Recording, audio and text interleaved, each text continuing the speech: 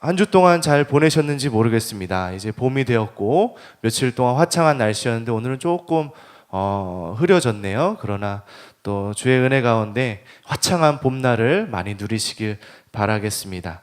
지난주까지 저희는 온가족 돌봄 예배를 드리고 이제 새로운 시리즈를 시작하게 되었습니다. 소망 AKA 인내. 무슨 말인지 혹시 아시나요? 네, 이제 좀 다음 주나 되면 조금 더 알게 되겠지만 저는 3주 동안 소망에 대해서 나누고 싶습니다. 우리의 소망이 무엇인지, 우리가 붙들고 살아야 될 그 소망에 대해서 말씀을 통해 전하고 싶습니다. 우리 성도님들도 들으시면서 말씀 가운데 참된 소망을 발견하시고 붙잡으시는 한 주 한 주 되시기를 축복드립니다. 돌봄교회에 나오는 사람들은 다양한 신앙적 배경을 가지고 다양한 어떤 기대감을 가지고 이 예배에 나오게 됩니다. 하나님을 전혀 모르던 사람들 중에 하나님을 알고 싶어서 교회에 찾아오는 사람도 있고요. 또 하나님께 도움받고 싶은 어떤 삶의 어려움이 있어서 그 아픔을 가지고 나오시는 분들도 계십니다. 하나님께 감사한 게 너무 많아서 감사를 표현하기 위해 나오시는 분들이 계십니다. 혹 공동체가 좋아서 아니면 또 밥이 너무 맛있는 것 같아서 나오는 사람이 있을 수도 있고 주말에 딱히 할 일이 없고 나는 의뢰 주일에 이렇게 예배 나왔었으니까 그렇게 나오는 분들도 계실 것입니다. 우리가 다양한 이유와 목적을 가지고 나오지만 예배에 나오는 진짜 목적이 무엇인지 그 내용이 무엇인지 한번 물어보았으면 좋겠습니다.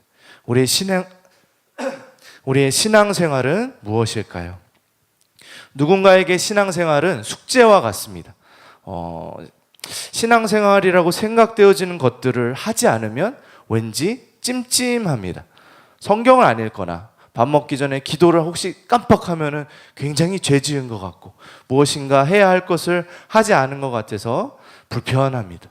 주일에 혹시 교회를 빠지게 되면 한 주 자체가 너무 불안합니다. 때가 되면 특별 집회가 있을 때마다 숙제하는 마음으로 나아가게 됩니다. 이런 것이 전부라면 이것은 신앙생활이 아니라 종교생활과 같은 것이죠. 또 누군가에게는 신앙생활은 투자 같습니다.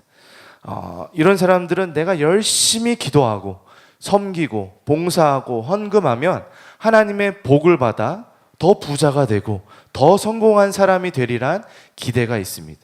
자녀가 복을 받고 병고침을 받고 내가 잘 되는 것을 위해 그 사람들이 생각하는 신앙생활에 자신의 시간과 물질과 노력을 투자하고 있는 것이죠. 이것도 또 다른 종교생활의 한 면이지만 이것은 그것보다 조금 더 나아가서 하나님을 내가 마음대로 조종하는 도구 삼으려 하는 우리의 교만함과 무례함의 모습일 수 있습니다. 또 세 번째로 누군가에게 신앙생활은 궁금증입니다. 하나님이 어떤 분일까? 궁금하기도 하고 교회는 어떤 곳일까? 궁금하기도 해서 예배에 나아옵니다. 예수님을 믿는 사람들을 보니까 무엇인가 특별해 보여서 나도 그 특별함을 알기 위해 성경도 읽고 교회에 출석도 하고 예배도 드립니다.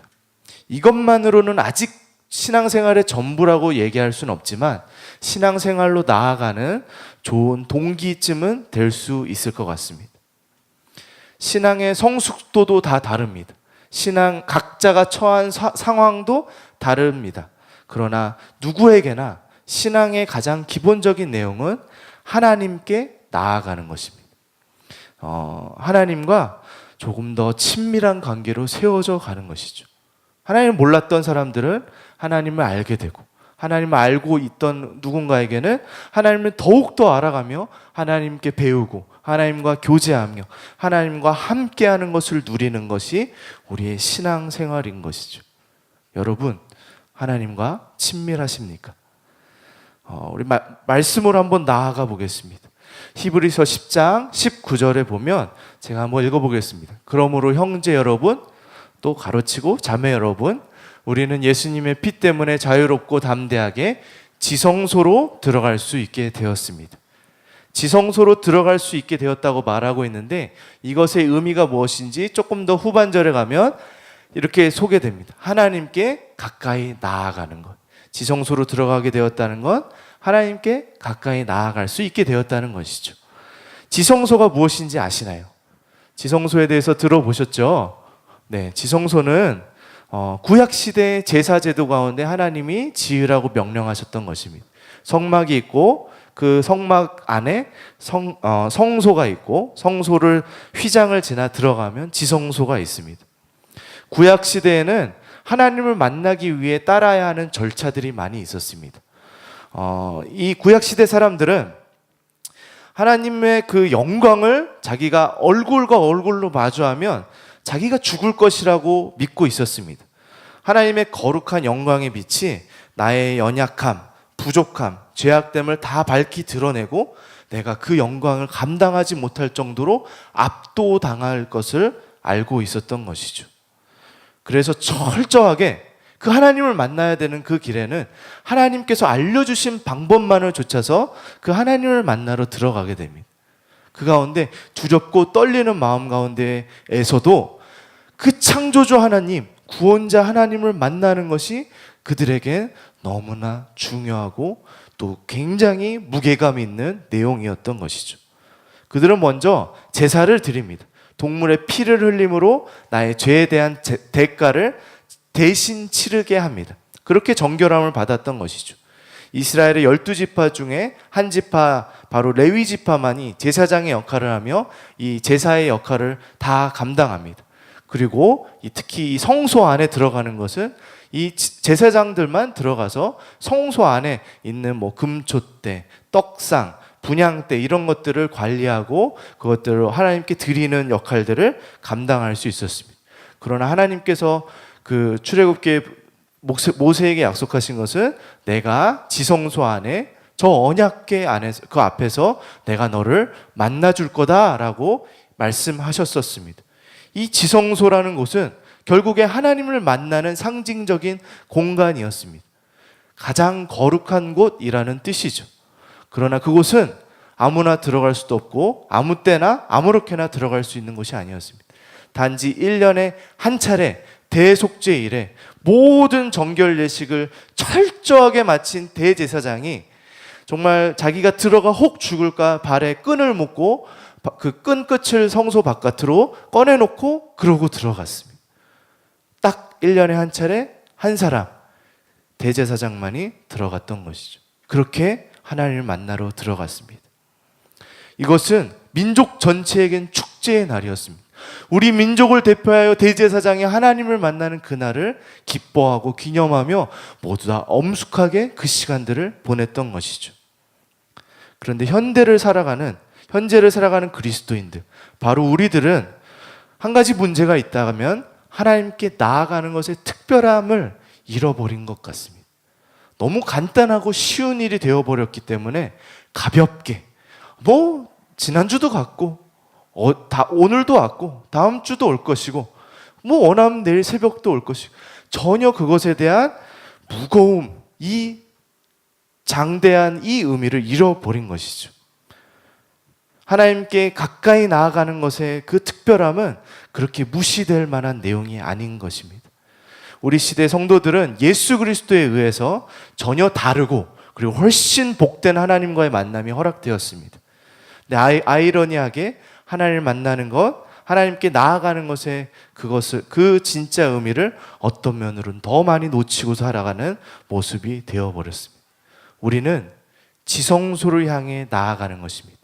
피조물이 창조자를 만나는 것이며 죄인이었던 우리가 거룩한 분을 만나는 것이며 죽음에 속했던 우리가 생명을 만나는 것이며 어둠에 있던 우리가 빛으로 나아가는 것이며 절박한 인생이 구원자를 만나는 것이며 종이었던 우리를 아들, 딸 삼으신 하나님 아버지를 만나러 가는 것입니다. 우리의 모습을 돌아보며 하나님께 나아가는 것에 사모함이 있는지 그것의 무게를 느끼며 살아가고 있는지 되돌아보는 그런 시간이 되었으면 좋겠습니다. 그렇다면 이 구약시대와 지금은 하나님께 나아가는 어떠한 차이가 있을까요? 예수님 이전에는 하나님께 나아가는 몇 가지 장애물이 있었습니다. 오늘 본문은 그 장애물들을 소개하고 있는데 잘 읽어보시면 그것들이 더 이상 장애물이 아닌 것을 알려주시기 위해서 말씀하고 계십니다. 첫 번째 장애물은 그 길이 닫혀 있다는 겁니다. 보시면 알지만 지성소로 나아가는 길은 휘장이라는 그 커튼에 가리고 있습니다. 아무나 들어갈 수 없는 것이죠. 허락된 방법, 허락된 시간, 허락된 사람에게 지극히 제한적으로 열리는 길이었습니다. 대부분의 사람들에겐 일상적으로 하나님께 나아가는 길이 허락되지 않았습니다. 그러나 하나님의 사랑은 우리를 이대로 내버려 두지 않으셨습니다. 자신을 향해 나아올 수 있는 길을 여셨던 것이죠. 그것은 어떻게 되어졌는지 다들 아시죠? 예수 그리스도의 희생의 사랑으로 열리게 되었습니다. 우리 20절을 한번 같이 읽어보겠습니다. 네, 같이 읽어보겠습니다. 시작. 우리는 예수님께서 우리를 위해 열어주신 새로운 길로 들어갑니다. 그것은 그분이 자신의 몸인 휘장을 찢어 생명의 길로 열어놓으신 곳입니다. 하나님을 향해 나아갈 수 있는 길, 새로운 길, 생명의 길이 열리게 되었다고 합니다. 새로운 길이라는 표현 속엔 이전에는 없었던, 이전에는 불가능했던 길임을 보여주는 것이며, 새로운 길이라는 것은 이전에 불가능한 것이 이제는 예수 그리스도를 통해 가능해졌다는 것을 말씀하고 있는 것입니다. 또한 생명의 길이라고 합니다. 생명이신 하나님께 나아갈 수 있는 길이 열리게 된 것이죠. 위대한 대제사장 예수님의 희생이 불가능을 가능하게 만들었던 것입니다.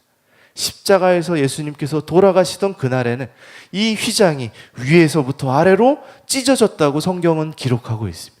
하나님께 나아가는 막힌 담을 허셨습니다.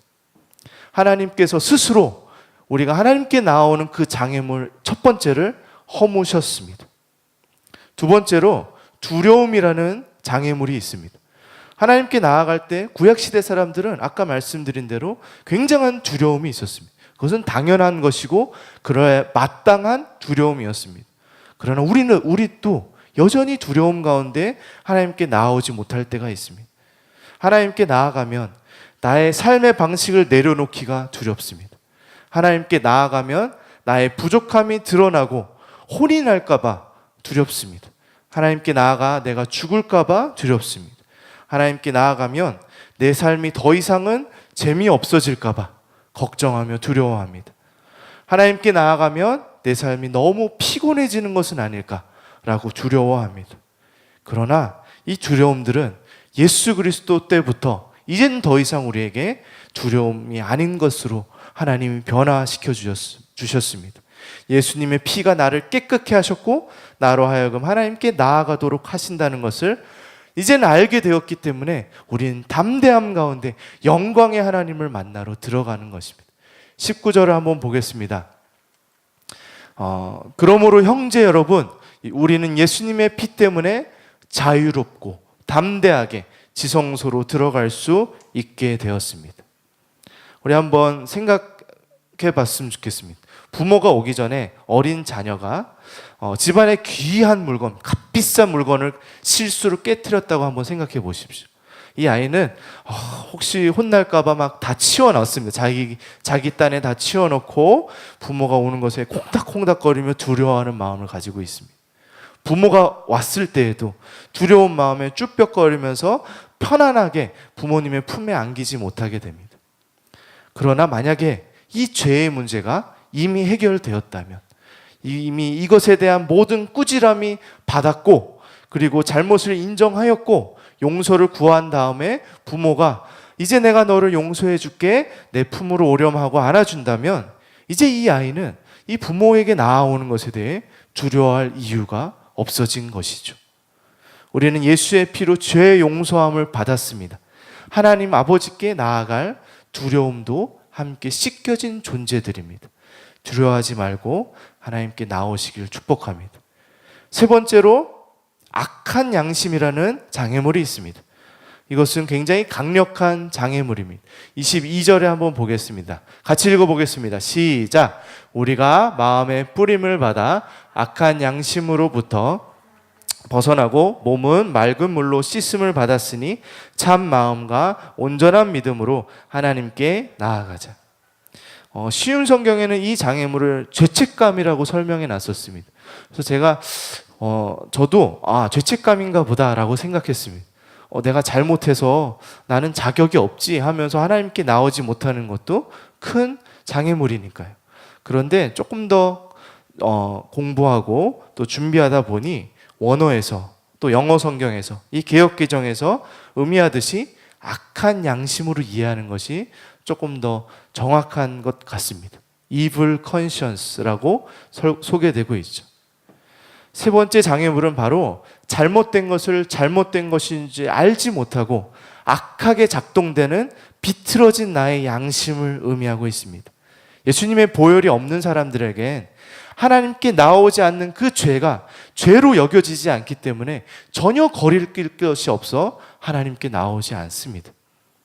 마비가 된 사람은 불편한지 모릅니다.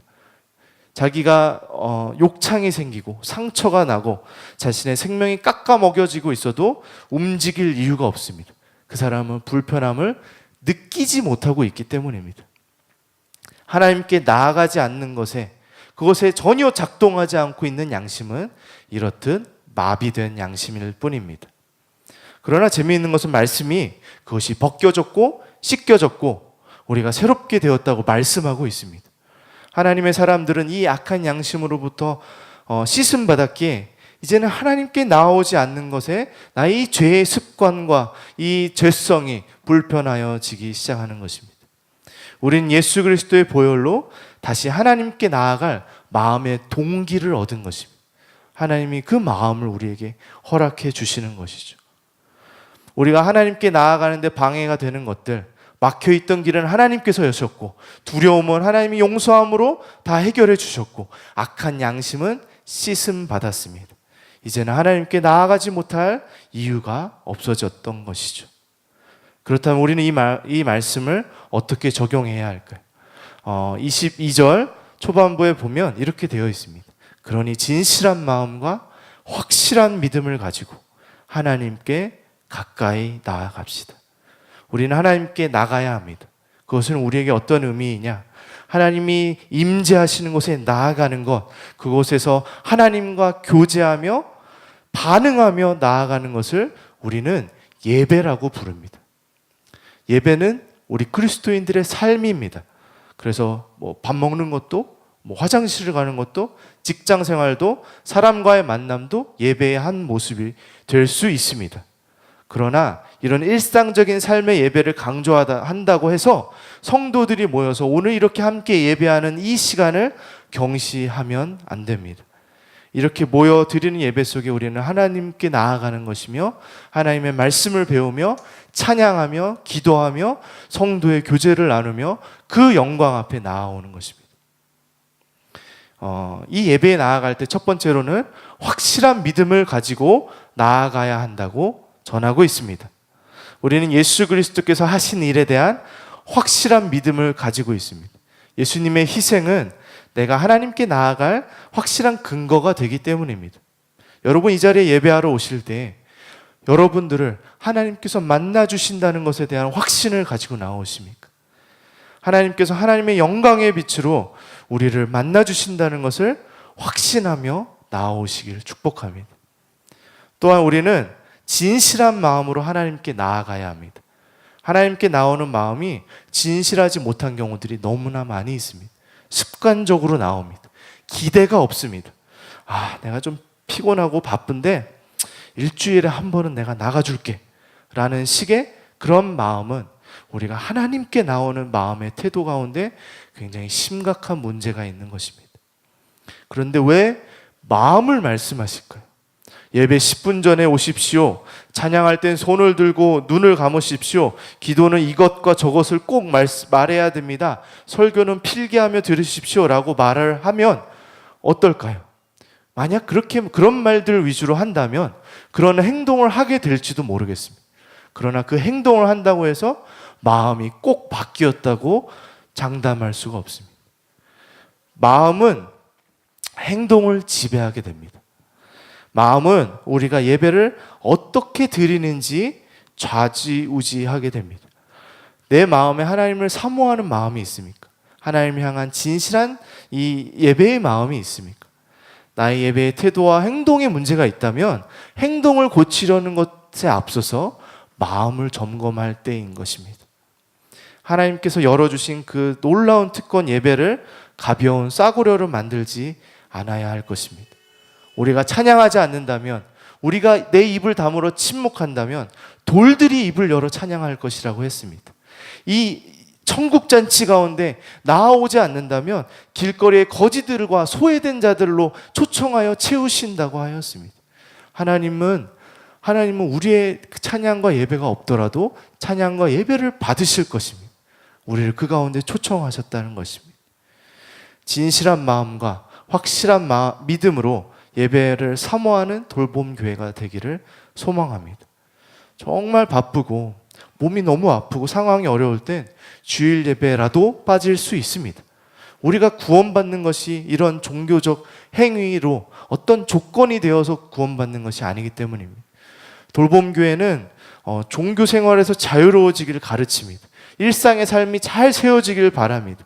그러나 그것이 우리의 예배가 약화되고 하나님께 나아오는 것에 대해서 가볍게 여기는 것으로 이어지는 것은 얼토당토하는 이야기입니다. 내가 예배를 사모하고 있다는 것이 과연 어떻게 표현되고 있습니까? 하나님을 사모하는 마음, 그 마음은 사람마다 다르게 표현될 수 있습니다. 그러나 표현이 되지 않을 수는 없습니다. 누군가는 그 사모하는 마음으로 예배를 일찍 나와 이 예배 전체를 위해 기도하며 중보할 것입니다. 누군가는 예배의 준비가 잘 되어지도록 섬길 것입니다. 누군가는 또 들은 말씀을 가지고 돌아가 다시 한번 말씀 가운데 묵상하며 나아갈 것입니다. 어떤 식으로 되었든 과연 나의 예배의 마음이 표현되고 있는지 생각해 보았으면 좋겠습니다.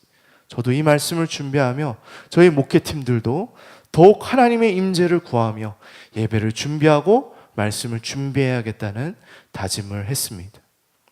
서론에서 하나님과 친밀한지 물었습니다. 친밀함의 비밀은 함께하는 시간 속에 있습니다. 부부가 함께할 시간이 너무 없으면 과연 그것이 친밀한 부부인지 되돌아봐야 되지 않겠습니까? 식사도 같이 안 하고 대화도 안 하는 부부가 어찌 친밀한 부부이겠습니까? 우리는 하나님과 얼마나 자주 함께하고 있습니까? 돌봄교회에서 우리 성도들의 유익을 위해 또 새벽 기도와 금요일 저녁 예배를 준비하고 있습니다. 그곳에 혹 내가 나아가지 못할 때도 있을지 모르겠지만 나랑 상관없는 예배로 여기지 않았으면 좋겠습니다. 내가 나아가 하나님을 만나고 싶구나 라는 마음의 표현이 그 예배들 가운데서도 표현되어질 수 있기를 바랍니다. 이런 예배들 뿐만 아니라 나의 일상의 삶에서도 하나님과 친밀함을 누리시길 축복합니다. 그냥 내가 길을 걷고 있을 때 하나님과 대화를 하고 계신가요? 말씀을 가까이 하는 큐티 생활을 하고 계신가요? 화가 날 때, 막 화가 치밀어 올 때 하나님 내가 순종해야 합니까? 라고 물으십니까? 누군가 아프다는 소식을 들을 때 아이고 안 됐네 라고 그치십니까? 아니면 잠시라도 하나님 그 환우와 함께하여 주시옵소서 기도하십니까? 멋진 장면을 봤을 때 하나님 멋지십니다 하며 찬양을 올려드리십니까? 하나님께 나아가는 시간을 힘써 지키는 우리 모두가 되었으면 좋겠습니다. 오늘 본문이 그러므로 형제 여러분이라고 시작하고 있습니다. 히브리서는 형제 자매들에게 권면하고 있는 편지입니다. 보시면 아시겠지만 젊은 목회자입니다. 젊은 목회자가 가지는 가장 큰 어려움은 제가 생각했을 땐 연륜으로 또 훈계하고 가르치는 일이 참 어렵습니다. 여러분 이렇게 예배하면 안 됩니다. 우리 정신 차립시다 라고 말하기가 참 어렵습니다. 조심스럽고 저도 너무나 부족한 사람이고 자라나는 중인걸요. 그러나 오늘 말씀은 나 잘하고 있으니 너만 잘하면 돼 라는 말씀이 아닙니다. 우리 형제 자매 여러분 함께 하나님께 나아갑시다. 진실한 마음을 회복합시다.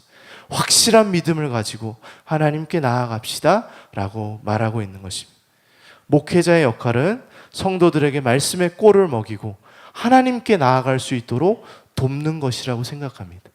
그리고 그곳 가운데 하나님 안에서 소망을 발견할 수 있도록 도와주는 것입니다. 그렇기 때문에 예배에 대해서 말씀하지 않을 수 없는 것입니다. 예배 가운데 나와 하나님을 만나지 않는다면 어디서 소망을 찾겠습니까? 이 어렵고 팍팍한 세상 가운데 하나님의 소망을 예배 가운데 발견하시는 우리 모두가 되길 바랍니다. 남은 2주 계속해서 소망에 대해 나누고 또 생각해 볼 때 또 이 예배 가운데 발견하게 되고 반응하게 되며 높여드리는 시간 되기를 기대해 봅니다.